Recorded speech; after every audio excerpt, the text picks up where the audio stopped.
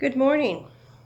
Today I entitled my sermon, Do You Recognize Jesus? Or Do I Recognize Jesus? Sometimes we have this idea that God's presence isn't around us or within us. And I really have been wrestling with that recently over the last few years. And I think that oftentimes we miss God's presence around us or within us.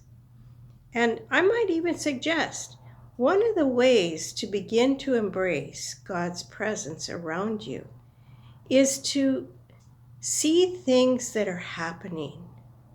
And when there are things that you realize are gifts from God, such as for many of us, it's springtime now. Springtime is a time of new beginnings and new life all around us. The trees are blooming, the trees are getting leaves, flowers are coming up, vegetables are starting to grow, lawns are starting to grow. A lot of animals have babies in the spring. And so I just challenge us to realize that all of these special things are really gifts from God. And we can see them as gifts given by Jesus. So do we recognize that all of these things really are gifts from Him? So I'm going to read some verses from John chapter 21, and I'm going to read the first 14 verses and then talk about them a little bit, and then I want to go into the last part as well. So beginning with verse 1, it says, After this, Jesus appeared again to the disciples, this time at the Tiberias Sea, which was also known more commonly as the Sea of Galilee. And this is how it happened. Simon Peter, Thomas, Nathanael from Cana in Galilee, the brothers of Zebedee, and two other disciples were together. Simon Peter announced, I'm going fishing. And the rest of them replied, Well, we're going with you. So they went out and got in the boat. They caught nothing at all that night. And when the sun came up, Jesus was standing on the beach, but they didn't recognize him. Jesus spoke to them, Good morning. Did you catch anything for breakfast? They answered, No. He said, Well, throw the net off the right side of the boat and see what happens. They did what he said. All of a sudden, there were so many fish in it, they weren't strong enough to pull the net in. Then the disciple Jesus loved said to Peter, It's the Master.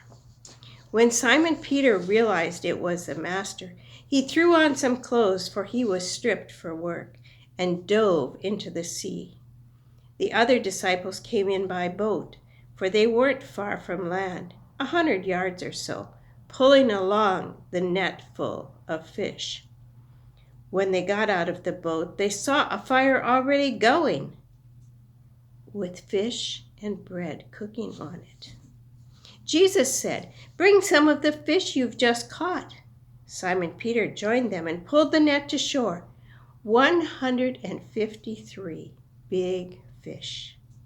And even with all those fish, the net didn't rip. Jesus said, Breakfast is ready.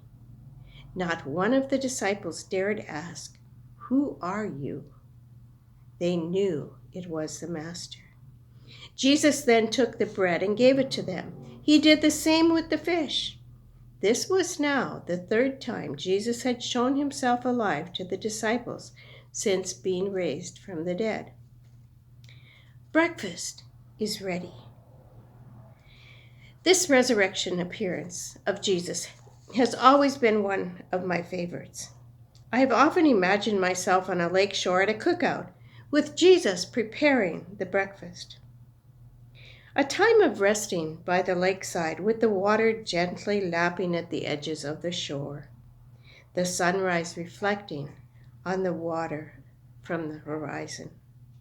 And on the sandy beach there is a fire gently burning and the smell of fish cooking fills the air. When we lived in British Columbia, we went down to the inlet shore one time for a salmon barbecue on the beach. What a great experience that was, to get your meal and to sit and watch the waves gently wash up on the shore. As the disciples came in with their boat and net full of fish, I wonder how they felt, wondering what was going to happen. No doubt they were hungry from having worked all night to earn their living. And as I ponder this, do you suppose the breakfast tasted better since it was cooked by the Master? What a special time it must have been to have breakfast there on the shore with Jesus that he had prepared. Jesus may not be here to invite us to a cooked physical breakfast, but he does invite us to have spiritual breakfast with him to begin each day in our lives. He has a special message for each one of us each day. Do we take the time to ingest it into our spirit to carry us through the day? Then, after they had breakfast, it seems that Jesus singled Peter out. One has to wonder if Jesus did this alone with Peter, or did he do it in front of the group gathering? But as we get to the end of Jesus' words to Peter, it is then that Peter notices John, and he questions Jesus about John. So it would almost seem as if Jesus was talking to Peter, but the other disciples were still somewhere gathered around. So it says, after breakfast, Jesus said to Simon Peter, "Simon, son of John, do you love me more than these?" "Yes, Master, you know I love you." Jesus said, "Feed my lambs." He then asked a second time, "Simon, son of John, do you love me?" "Yes, Master, you know I love you." Jesus said, "Shepherd my sheep." Then he said it a third time, "Simon, son of John, do you love me?" Peter was upset now that he had asked a third time, "Do you love me?" So he answered, "Master, you know everything there is to know. You've got to know that I love you." Jesus said, "Feed my sheep. I'm telling you the very truth now. When you were a young son, when you were young, you dressed yourself and went wherever you wished. But when you get old, you'll have to stretch out your hands while someone else dresses you and takes you where you don't want to go." He said this to hint at the kind of death by which Peter would glorify God. And then he said to Peter, "Follow me." Turning his head, Peter noticed the disciple Jesus loved following right behind. When Peter noticed him, he asked Jesus, "Master, what's going to happen to him?" Jesus replied, "If I want him to live until I come again, what's that to you? You follow me." That is how the rumor got out among the brothers that this disciple wouldn't die.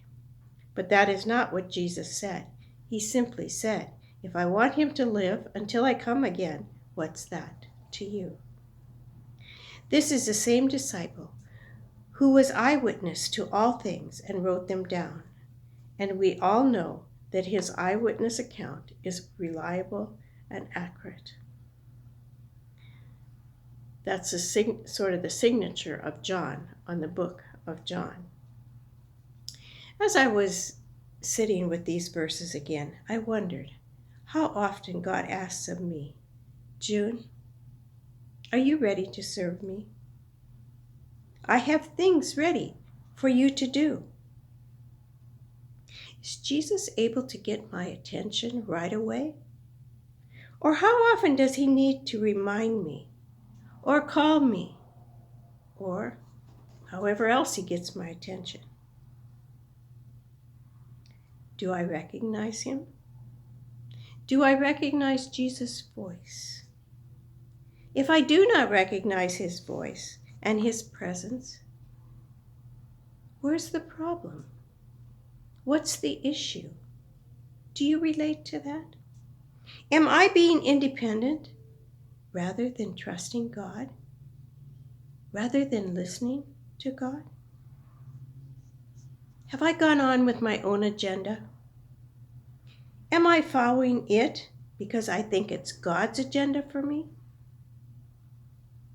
I cannot speak for all, but I definitely know that there are times when I am not really wanting to hear what God's agenda items are for me. There have been times in my life when my life has hit a roadblock, and I am like, what in the world is happening now? God, what in the world's going on now in my life? There's been times when I've kind of thought, maybe I'm a little bit like Peter, stubborn, asking questions. I had never really thought about the fact that Peter tries to shift Jesus' focus to John, so maybe he himself won't feel so convicted. I know there are times in my life when I've said to God, what about so-and-so? Why can't they do it? Maybe there are times when I have asked another person, why are you not doing this? Why don't you come and join us? Why does it seem like it's always just me doing this? Notice how Peter says, well, what's going to happen to this other disciple, who most of us recognize as being John the Beloved?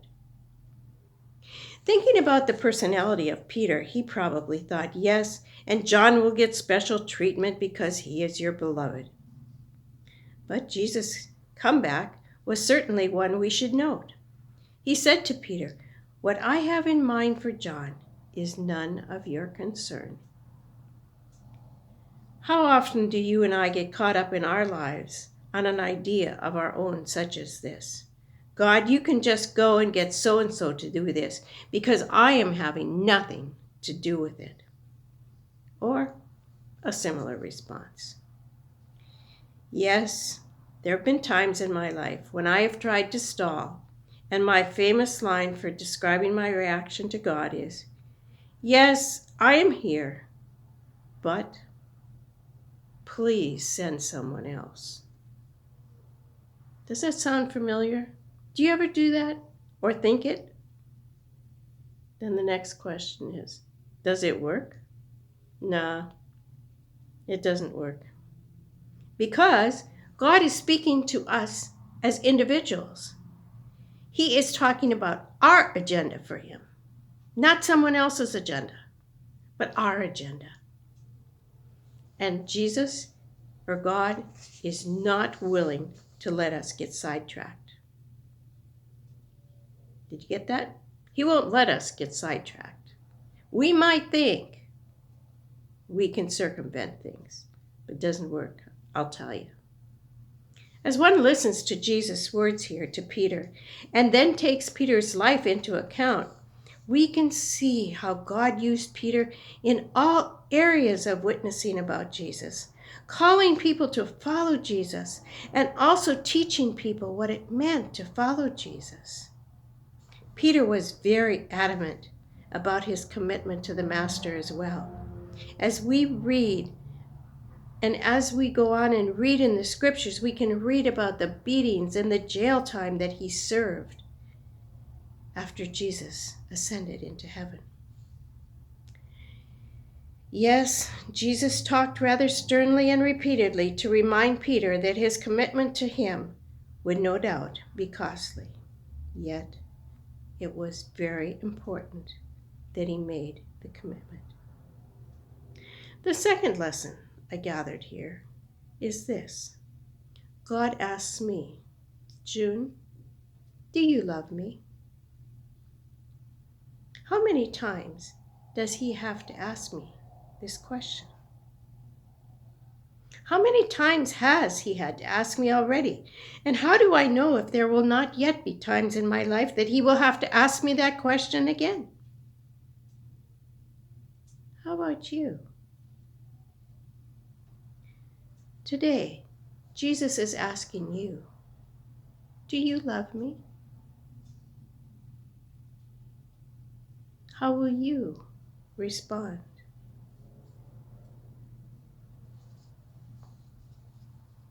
And Jesus will remind you of the importance of being committed to Him on a regular basis, about being faithful to Him in our lives here in this world. As I close today, I'm going to encourage each one of us to seriously consider, what is it that God is wanting you and I to do today?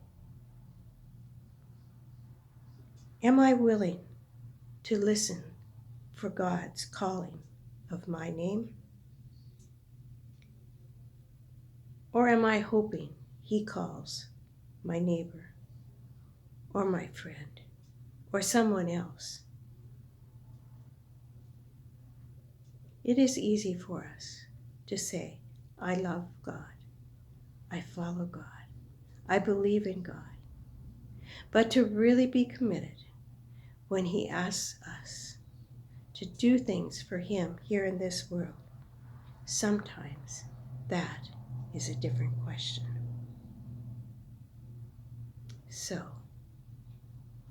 if you and I truly love God and desire to follow Him with a yes, how will it begin to show in our character beginning today? Amen.